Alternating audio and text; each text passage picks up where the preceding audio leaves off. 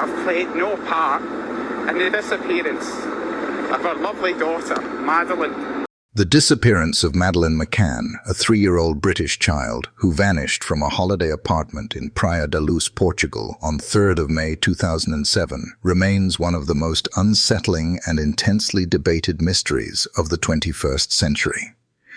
Among the many unanswered questions, 2 details stand out and continue to cast a long shadow: the presence of a large blue tennis bag and the discovery of DNA traces in a rental car used weeks after she went missing. A police photograph taken inside apartment 5A clearly shows a sizable blue sports bag tucked inside a wardrobe. Only days later, this bag was gone without explanation. Why would it disappear so suddenly? The McCanns denied ever owning such a bag, and their spokesman insisted that nothing was missing. Yet a specialist dog, trained to detect the scent associated with human remains, gave a strong alert at that very wardrobe. What exactly had once been there?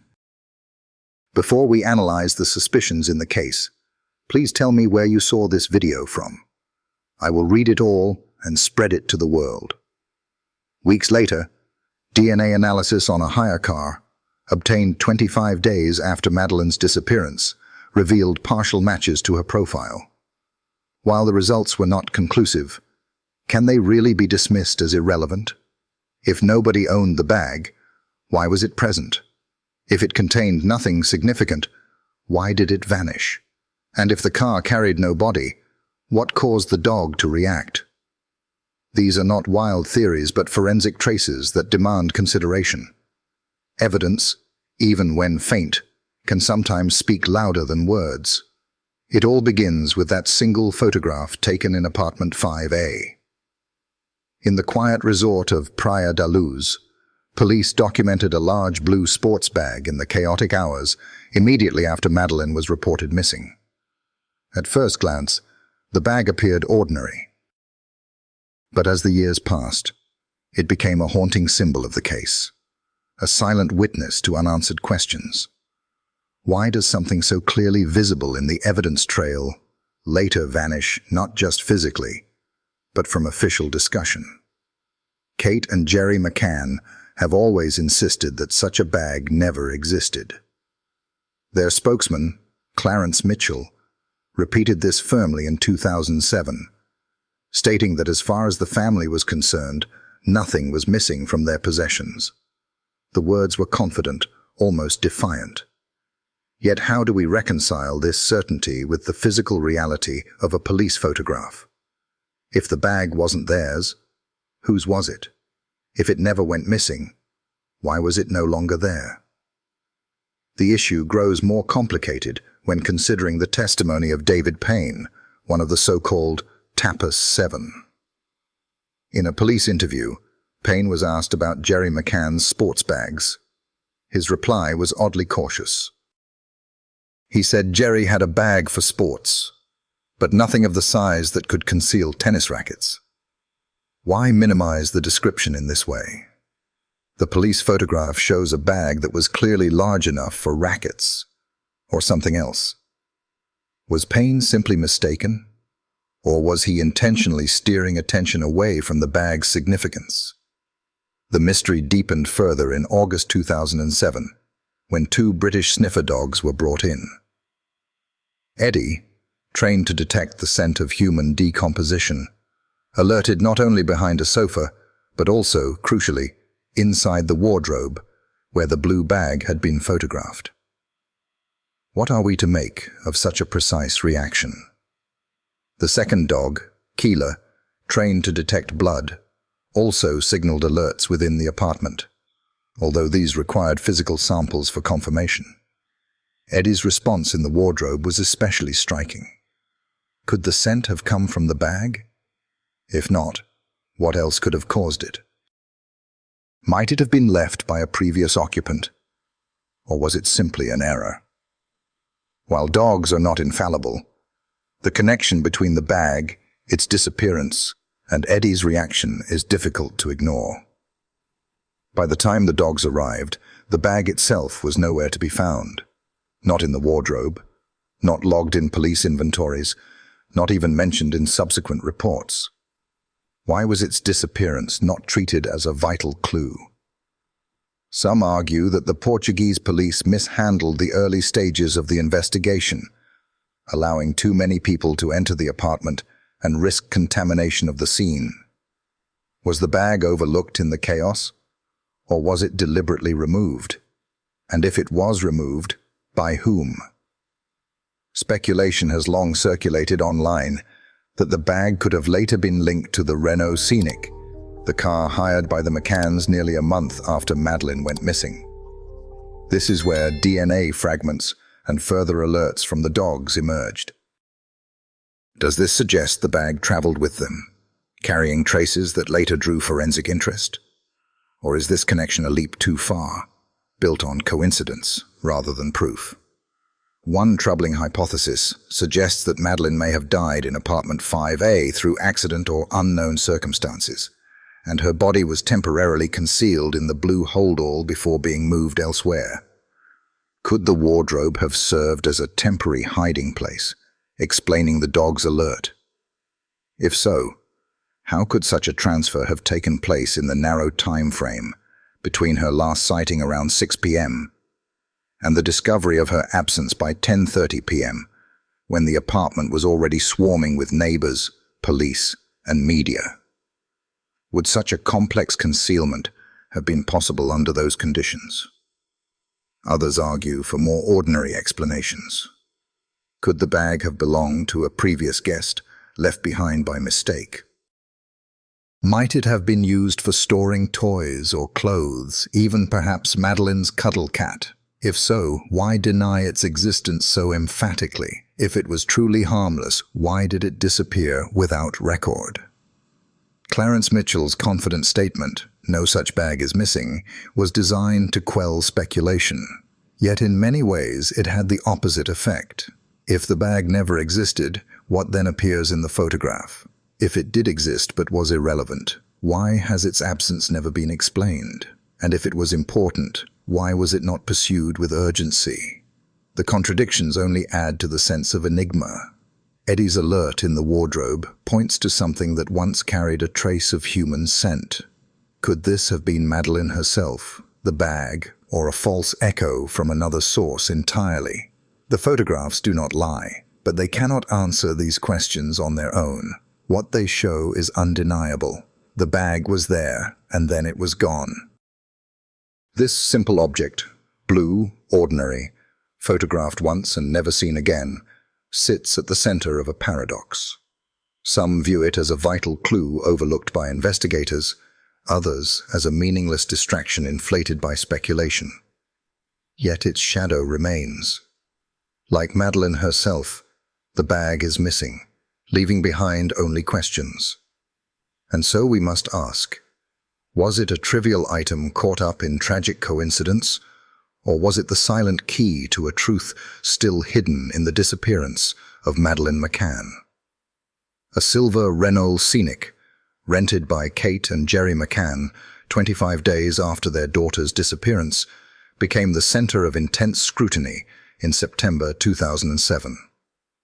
On the surface, it was an ordinary family car, yet it quickly turned into a forensic battleground when police announced the discovery of DNA believed to be Madeleine's in its boot, alongside alerts from specialist dogs trained to detect both traces of human remains and blood. With 15 of 19 genetic markers aligning with her profile, the evidence triggered a media storm, with some outlets exaggerating and even reporting a so-called 100% match. But was this an accurate reflection of the science? In the scorching Portuguese summer, with temperatures reaching 40 degrees Celsius, decomposition would typically progress very quickly. How, then, could indications appear in a vehicle rented weeks after Madeleine vanished? The explanations offered by the McCann's supporters, that the smell came from leaking seafood or discarded nappies, seemed flimsy when weighed against forensic findings. Could such everyday items really confuse trained dogs or explain partial DNA matches? At the same time, another theory circulated, suggesting a preserved body, fueled by a strange claim involving a discarded refrigerator. Was this possibility plausible, or just another layer of speculation? Let us examine the Renault Scenic with care. The car, hired from Budget in Lagos on 27th of May 2007, was meant to be a practical solution for the McCanns, who remained in Portugal during the worldwide search for their missing daughter. For nearly a month, Praia da Luz and its surroundings had been scoured, beaches, dunes, alleyways, but with no trace of Madeleine. Then, in September, the case shifted dramatically when Portuguese police, working with British experts, revealed DNA in the boot of the Renault. The UK's Forensic Science Service, FSS, reported that the sample carried 15 of 19 markers matching Madeleine's profile. Was this coincidence, or something more significant? The sample, however, was mixed, containing genetic material from more than one source. Because of this, the FSS concluded it was not conclusive proof of Madeleine's presence. Still, with an approximate 88% match, the result was strong enough to raise serious questions. Yet the nuance was quickly lost as newspapers such as the Daily Mail sensationalized the story, wrongly claiming a perfect 100% match and inflaming public opinion. Adding to this, the specialist dogs contributed their own layer of intrigue. Eddie, trained to detect chemical compounds associated with human decomposition, alerted to the boot and the driver's door. Keela, trained to signal traces of blood, also indicated in the boot. Both dogs had been used successfully in other serious cases across Europe. Could their alerts really be dismissed as simple household odors? In the heat of May, decomposition would advance within days, often leaving strong chemical traces. The faint odors and degraded DNA suggested to some that a body might have been preserved before being moved, possibly in a bag. Cadaver scent is remarkably persistent. It can bind to fabrics, carpets, and upholstery, resisting ordinary cleaning. Its reported presence in the Renault 25 days after Madeleine vanished raises the question, did something linger that should not have been there? Gonçalo Amaral, the Portuguese lead investigator, drew on this in his 2008 book, The Truth of the Lie. Referring to a 2005 case in Porto, where a child's body had been stored in a freezer to delay decay, he suggested that the Renault's evidence implied refrigeration. In a 2010 interview, he argued that if a body had been buried, mummification would have been expected. The presence of fluids suggested preservation instead. Could refrigeration, perhaps at the McCann's rented villa, explain how decomposition was delayed and later transferred to the car? The FSS's findings complicate matters. While the DNA was a mixture, the partial match leaned strongly towards Madeleine, rather than her siblings, who would have shared fewer markers. Yet the McCann's explanations for the Renault raised further questions. In April 2008, Alexander Cameron, Gerry's brother-in-law, told police that the odor came from supermarket meat and seafood that had leaked in the boot during a July shopping trip. He described removing the carpet, cleaning it, and airing it out to reduce the smell. But does seafood really require stripping and scrubbing a car carpet? Days later, Michael Wright, Kate's cousin, offered a different story, that the odor was from discarded nappies stored in rubbish bags. Why such inconsistencies? And why did both explanations admit to a strong smell, yet fail to account for why trained dogs reacted? Experts note that dogs like Eddie and Keela are not misled by fish, beef, or nappies. Their training is specific. And while the FSS concluded the DNA evidence was not definitive, the reported 88% match was far closer than could be dismissed as contamination.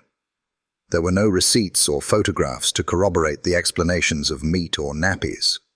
Why then did these narratives diverge? Was it a genuine misunderstanding, or an attempt to downplay awkward forensic findings? Amaral's fridge theory was strengthened by an odd detail. A deleted blog post by Gerry, mentioned on online forums. Why, some asked, would a father preoccupied with searching for his child remove such a reference? And why was the post reportedly deleted when the couple were declared arguidos, formal suspects, in September 2007? Could the fridge theory explain both the presence of cadaver scent and DNA in the Renault? Or was this simply rumor amplified by online speculation? The 25-day gap between 3 May and 27 May remains critical. If preservation was involved, a refrigerator would have allowed time before movement, containing odors and slowing decay. Amaral's team, according to later reports and podcasts, even searched for a possible apartment with cooling facilities, but he was removed from the case in October 2007. Was this a coincidence, or was the timing significant? Media reports at the time did not help. By sensationalizing the DNA findings as proof, public pressure mounted, overshadowing the FSS's cautious statements. Still, practical questions persist. Could a body really have been hidden for nearly a month in such a heavily watched environment? The McCann's villa, rented after leaving apartment 5A, may have been private, but moving a body from it would have been extraordinarily risky under the glare of international media. The dog's alerts remained difficult to explain away. Eddie reacted specifically to the boot and the driver's door, areas consistent with transport. Keela signaled the presence of biological traces. Could these results all be explained by innocent contamination? Or do they suggest something more troubling? The mixed DNA sample leaves uncertainty, but the 15-marker match cannot easily be dismissed. Alternative explanations have been offered. Secondary transfer from clothing, toys such as Madeleine's cuddle cat, or simple contamination. But cadaver scent cannot be produced by toys. If the fridge theory is nothing more than speculation, what alternative scenario can reconcile all the evidence? Could someone else have been involved? Perhaps even without the McCann's knowledge? The Tapas 7's inconsistent statements have been noted, but no direct evidence ties them to the Renault. What is clear is that the investigation itself suffered from early mistakes. Apartment 5A was never fully secured. Evidence may have been contaminated, and key opportunities were lost. Still, the Renault Scenic stands as one of the most debated elements of this case. DNA fragments, the persistent alerts of 2 dogs, contradictory explanations, and media exaggeration combined into a storm of suspicion. Could the Renault really have carried evidence of Madeleine? Or are the traces the result of misinterpretation and poor science, amplified by media frenzy? Was the fridge theory ever realistic, or simply a distraction from unanswered questions? Whatever the truth, the Renault Scenic continues to cast a long and unsettling shadow over one of the most haunting mysteries of our time. Gonzalo Amaral, in his book, The Truth of the Lie, drew upon a 2005 case in Porto, where a child's body had been stored in a freezer to delay decomposition, suggesting that a similar method might have been used here. This theory gained traction alongside claims of a deleted blog post by Gerry McCann, raising further questions. According to this hypothesis, the bag, believed by some to have contained Madeleine, was eventually placed in the boot of the Renault Scenic, hired on 27 May, leaving behind DNA with 15 of 19 markers consistent with her profile, alongside alerts from the specialist dogs Eddie and Keela, who detected cadaver scent and biological traces in September 2007. Yet how could such a sequence have unfolded within the constraints of time and scrutiny? The timeline is relentlessly tight. Kate raised the alarm at 10 p.m. on the 3rd May 2007, and by 10:30 p.m., Apartment 5A was already crowded with police, resort staff, neighbors, and media. This leaves only a narrow window, roughly between 6 p.m.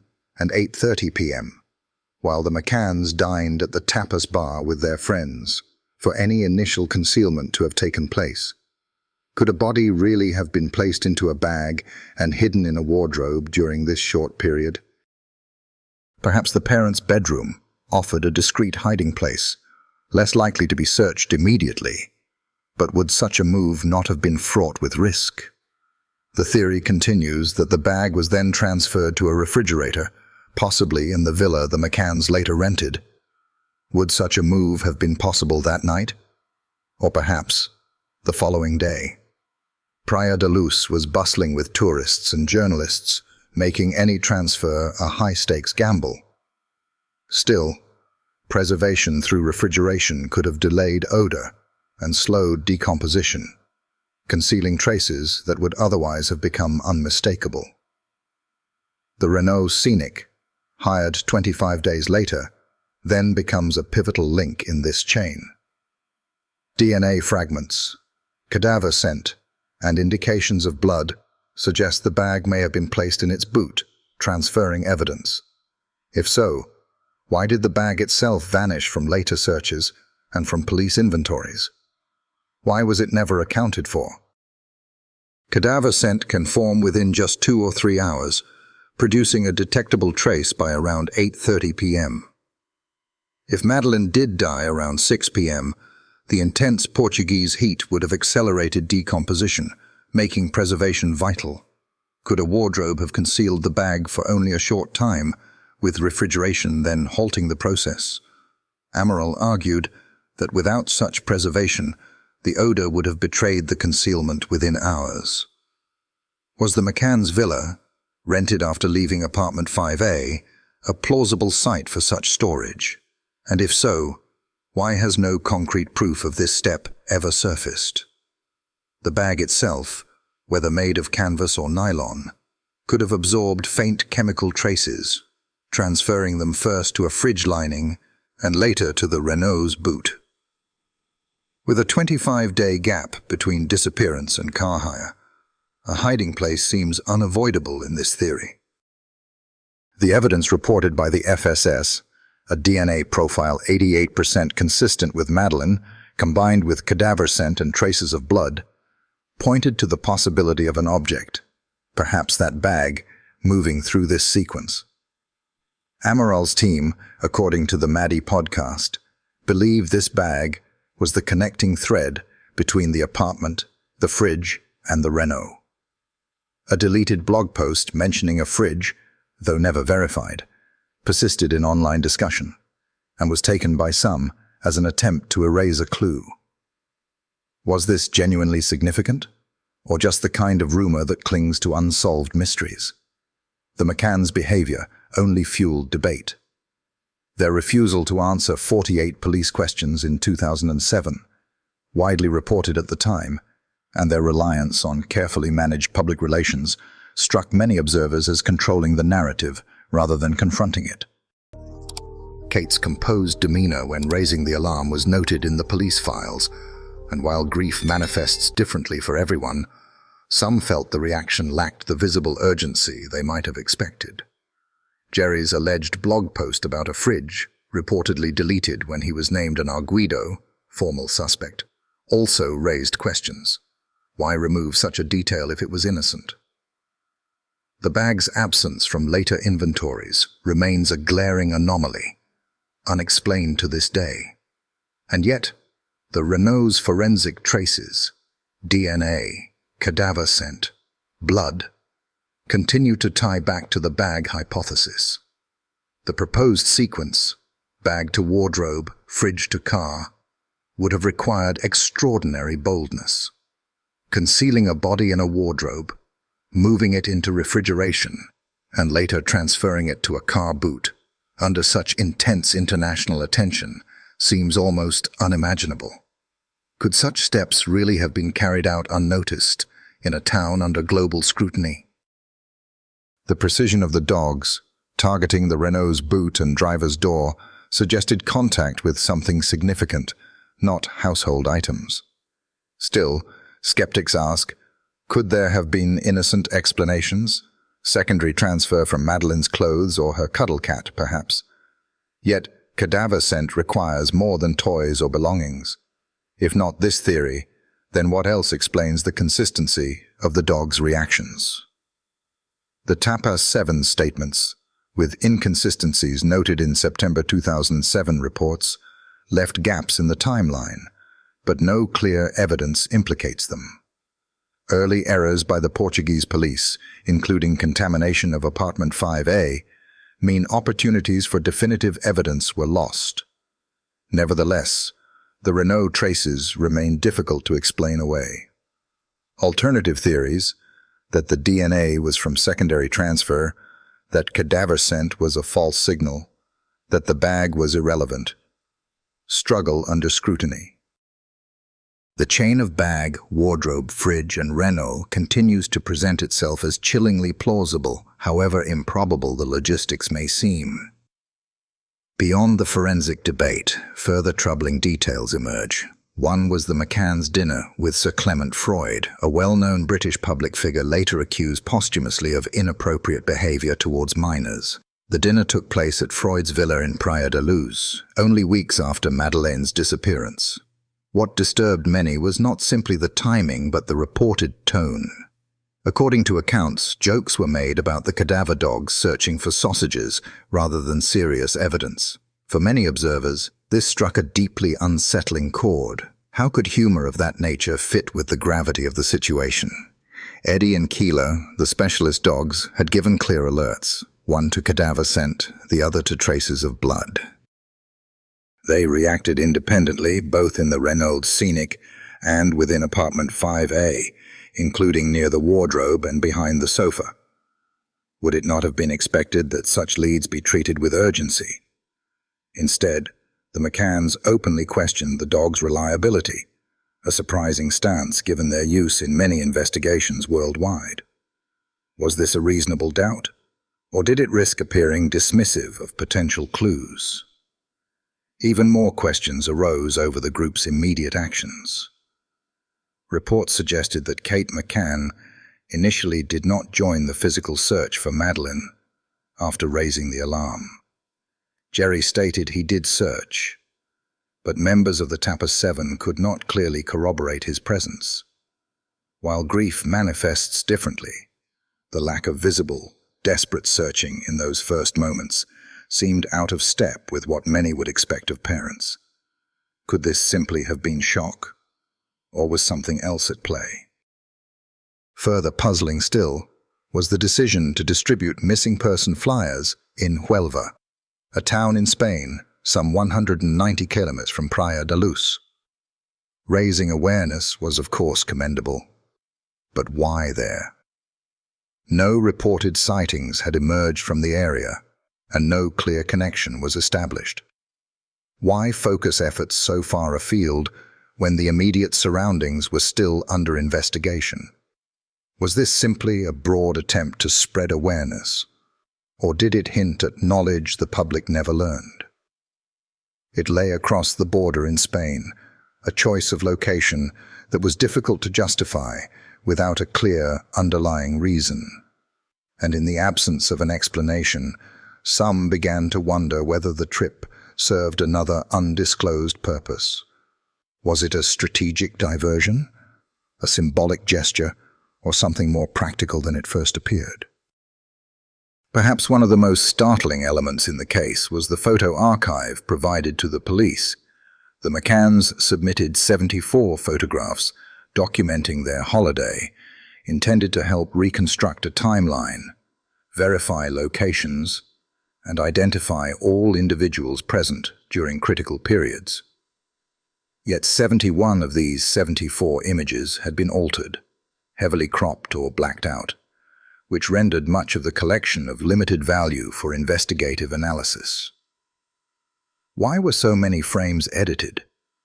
Was someone's presence being obscured, and could items now seen as significant, such as the blue sports bag, have been cropped away? because in serious investigations, photographs are evidence, not souvenirs, and background details, shadows, and timestamps often supply vital context.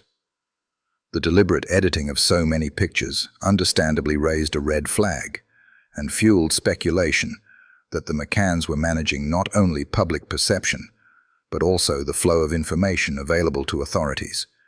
And if there was a benign explanation for such extensive redaction, it was never made public. Each of these incidents on its own might not amount to proof of wrongdoing, but when layered together, they form a troubling picture.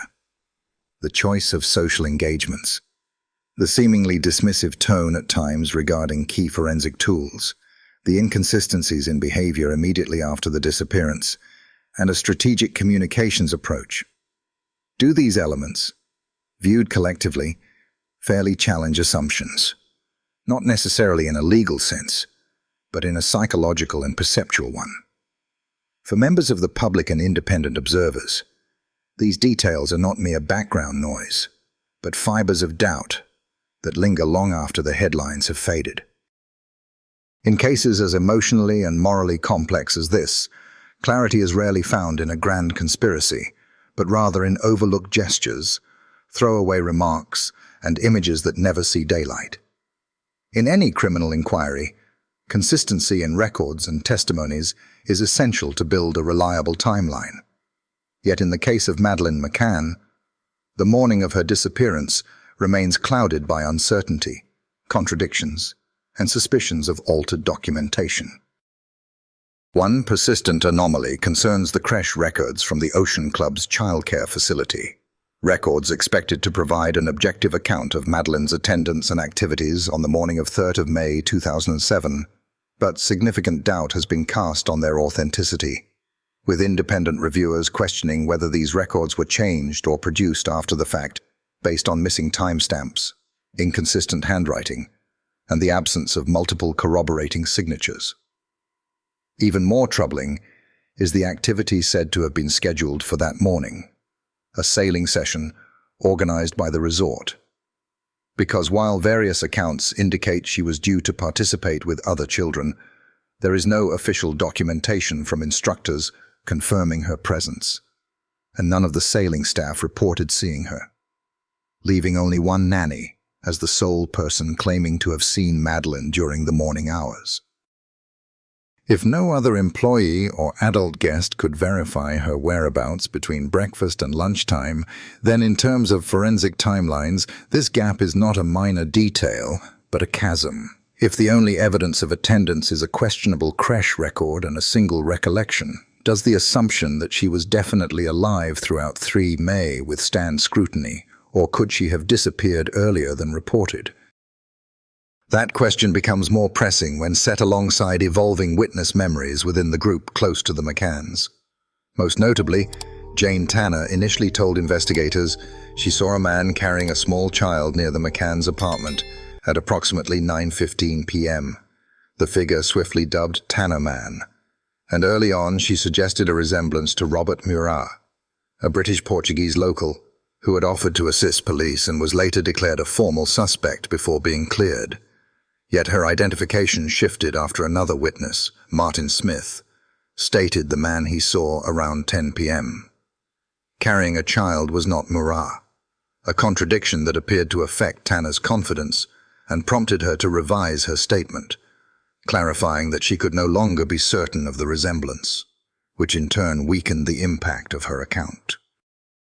Meanwhile, David Payne became a subject of concern in a police statement submitted by Katharina and Arl Gaspar, 2 friends who had previously holidayed with the group, describing remarks they considered inappropriate.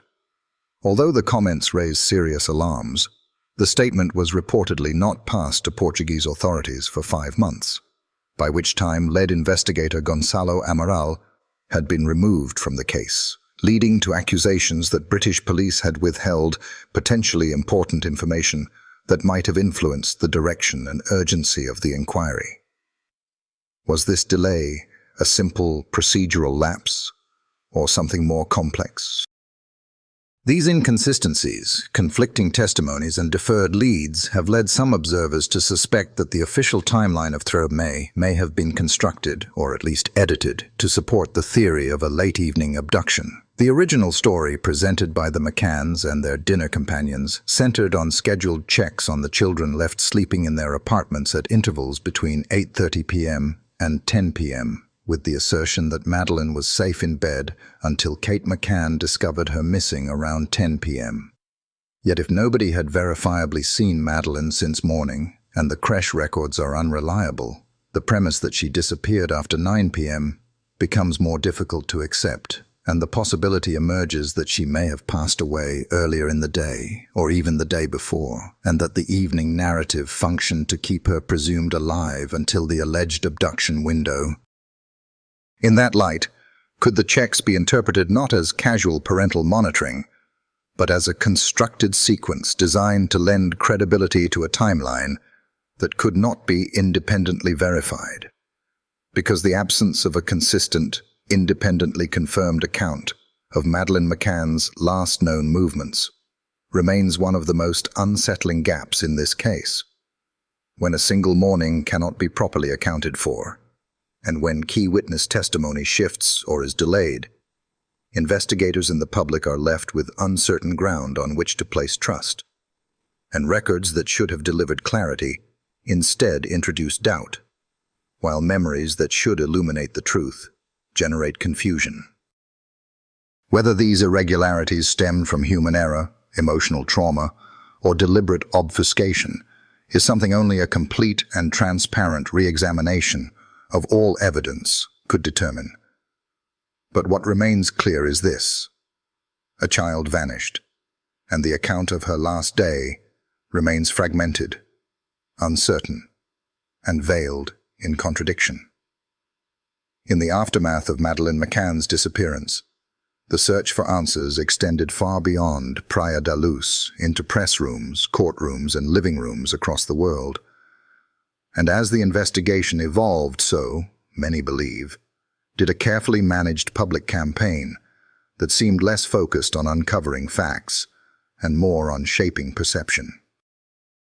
At the center of that campaign stood Kate and Gerry McCann, not only as grieving parents, but also as prominent media actors who rapidly assembled a strong team of lawyers, crisis managers, and public relations professionals. The speed and scale with which this media and legal infrastructure was built were unusual for a family simultaneously under investigation, and almost immediately after being named arguidos by Portuguese police in September 2007, the McCanns hired prominent British legal and media consultants, including libel specialists, communications advisors, and a full-time spokesman, Clarence Mitchell, formerly of the UK government's Media Monitoring Unit. Was this simply prudent protection in an unforgiving media climate? Or did it also contribute to a narrative in which perception outpaced proof? The official narrative was clear. Madeleine McCann had been abducted, and any suggestion otherwise was framed not only as incorrect, but even as malicious. Yet the scale of coordination and the aggressive strategy the McCanns adopted to control public discourse raised eyebrows.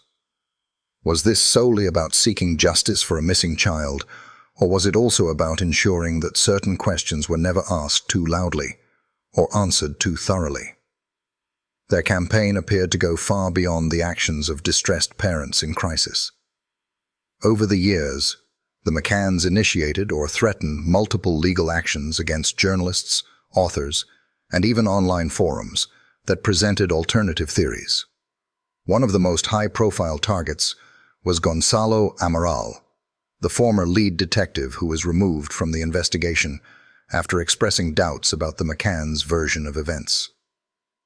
In 2008, Amaral published The Truth of the Lie, outlining a theory that Madeleine had died in the apartment and that her disappearance had been covered up. The McCanns sued Amaral for defamation, seeking damages and attempting to ban the book. Though the case dragged on with rulings and appeals on both sides, the move itself sent a powerful message. Speculation outside the official narrative would not be tolerated. Amaral was not the only one challenged. Independent publishers, bloggers, and online forums critical of the abduction theory also came under pressure. Some received legal warnings, while others faced online campaigns aimed at discrediting them. What began as an open investigation increasingly resembled a tightly monitored public debate. Was the priority to encourage fresh leads or to shut them down? Every deviation from the abduction narrative was portrayed as dangerous misinformation or heartless conspiracy. In this way, the McCann's actions reshaped the tone of the case. What started as a criminal inquiry began to look like a public relations battle. While it is understandable for any family in the public eye to manage media perception, the ferocity with which dissent was challenged stood out. Was this purely about reputation, or did it amount to total narrative control? At the same time, during their status as arguidos, the McCanns refused to answer numerous questions from the Portuguese police. Kate McCann, in particular, declined to respond to 48 specific questions in one interview. These were not vague or intrusive queries, but fundamental ones. Why was there no evidence of forced entry? Why would Madeleine not have cried out if a stranger had entered the room? What was the exact sequence of Kate's actions after finding her daughter's bed empty? Each unanswered question deepened the mystery, not just about Madeleine's disappearance, but about her parents' approach to the investigation. The McCanns later explained that legal advice prompted their silence, but many wondered why a mother desperate for her child's return would not help the police in every possible way. Did this refusal convey caution, or did it appear more like control? This strategy extended into public interviews as well. In television appearances, the McCanns rarely entertained questions that might challenge the abduction theory. When asked about the cadaver dog alerts, the missing tennis bag, or the DNA findings in the hire car, they often deflected or declined to discuss them. Their official line never wavered. Madeleine was abducted, and any other suggestion was labeled offensive, harmful, or irrelevant, even when forensic indicators suggested alternative possibilities. This rigidity prompted many to ask, were the McCanns simply traumatized parents defending themselves against unfair suspicion, or were they carefully managing what the public was allowed to believe? If the silence was only born of grief, why were such extreme measures taken to silence alternative views? Why sue a former detective? Why refuse police questions? Why invest so heavily in a media machine designed not just to share Madeleine's story, but to suppress others? Public reaction was sharply divided. Some saw the McCanns as victims twice over, first through the loss of their daughter and then through relentless media scrutiny. Others, however, perceived their actions as calculated damage control, executed with a precision that suggested the narrative was being carefully molded. After all, legal counsel, public relations experts, and media strategy are not in themselves suspicious. But when these tools appear to suppress inquiry rather than encourage truth, do they not become mechanisms of obfuscation? This does not prove wrongdoing, but it complicates the presumption of innocence by introducing questions about motive, intent, and transparency. Perhaps most troubling is the contrast between the McCanns' external efforts to silence critics and their internal unwillingness to explore every possibility, however painful. In most missing child cases, families are seen to exhaust every lead, welcome every question, and pursue every possibility. The McCanns, by contrast, seem to construct firm boundaries around what could or could not be discussed. Forensic psychologists often observe that innocent people, especially innocent parents, tend to overshare, over-explain, and cooperate fully with investigators, their behavior reflecting desperation, grief, and a yearning for answers. By contrast, those protecting themselves or others may present as defensive, restricted, and heavily managed. While such patterns are not in themselves proof, they are markers worth noting. Viewed through this lens, the McCanns' response to their daughter's disappearance appears increasingly orchestrated. They did not simply grieve privately or appeal for help.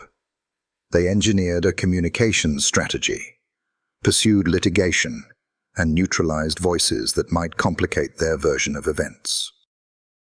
Even their official website and public campaign seemed tightly scripted, reinforcing a singular theory while omitting or downplaying elements that raised doubt.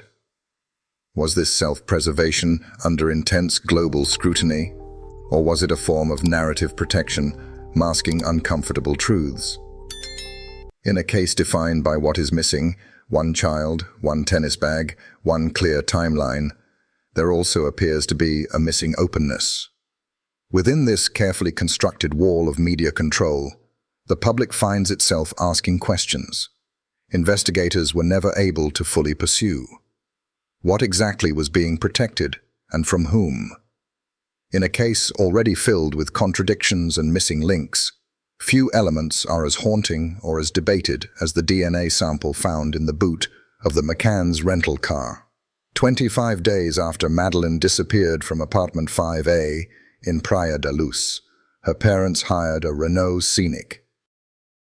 Weeks later, British forensic analysts identified a DNA sample in the car's boot that matched 15 of 19 markers in Madeleine's profile. The match was not complete. It was a mixed sample, containing genetic material from multiple sources.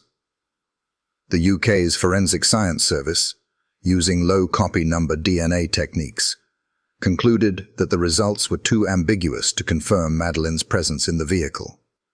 This uncertainty created two competing views. One camp argued that a partial match in a mixed sample could easily have come from innocent secondary transfer, perhaps via clothing, toys, or even Madeleine's cuddle cat, which Kate often carried. In this interpretation, her DNA could have ended up in the boot alongside other family items. Yet the counter-argument is more difficult to dismiss. How likely is it that a child's genetic profile, close enough to warrant serious attention, just happened to appear in a car rented almost a month after her disappearance? Dr. Mark Perlin, a forensic DNA expert and creator of the True Allele system, later suggested that modern probabilistic genotyping tools could have resolved the ambiguity quickly and provided a clearer interpretation than the methods available in 2007. The implication was striking. Technology may have advanced, but the questions surrounding that sample have not disappeared. For while it may not be strong enough to prove guilt, it is far too coincidental to ignore, especially when considered alongside other troubling elements, such as the large blue sports bag photographed in the McCann's apartment shortly after Madeleine vanished. The bag appeared large enough to hold a small child. Yet, despite its clear presence in early photographs, it was never recovered, catalogued, or claimed. David Payne, a friend of the McCanns, once told investigators that Gerry owned a sports bag, but described it as relatively small, certainly not large enough to conceal something like a tennis racket. That description stands in stark contrast to the bag captured in official police photographs. When questioned, Gerry McCann denied ever owning such a bag, and their spokesperson, Clarence Mitchell, reinforced the denial, stating publicly, "The family did not return from holiday, missing any bags."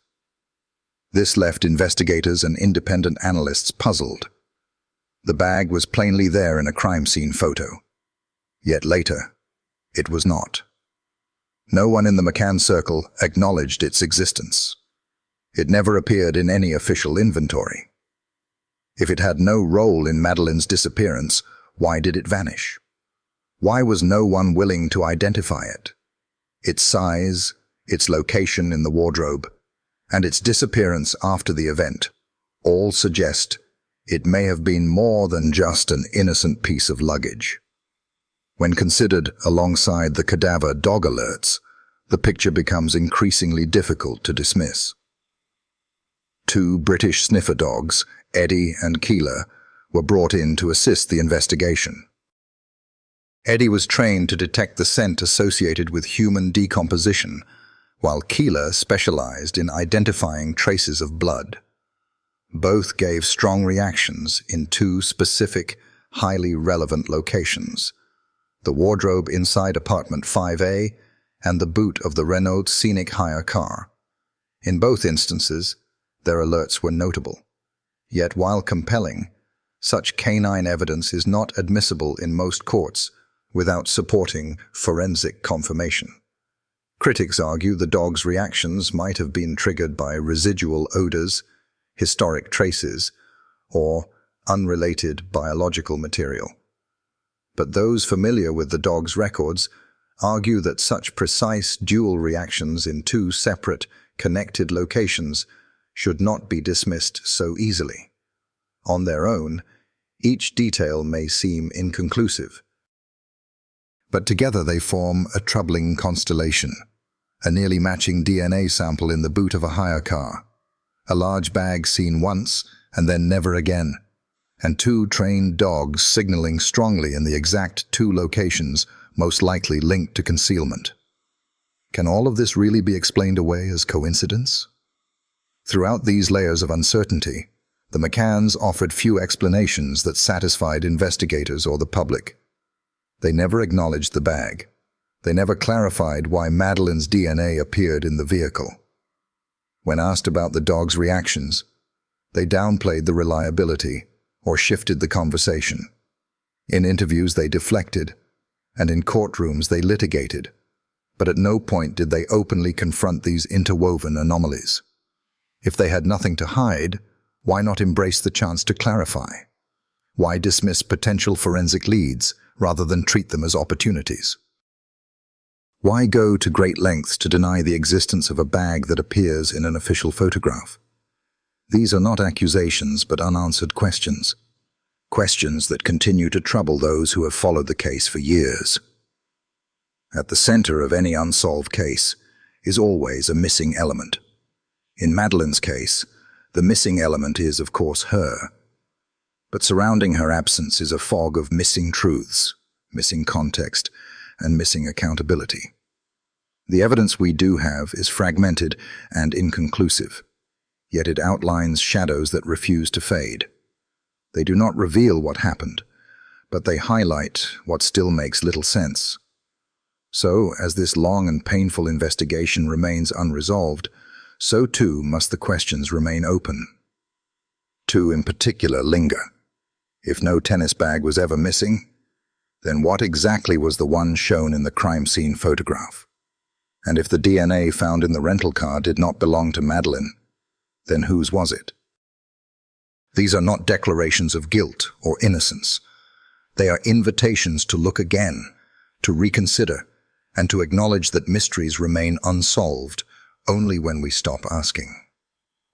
The disappearance of Madeleine McCann is more than a missing child case.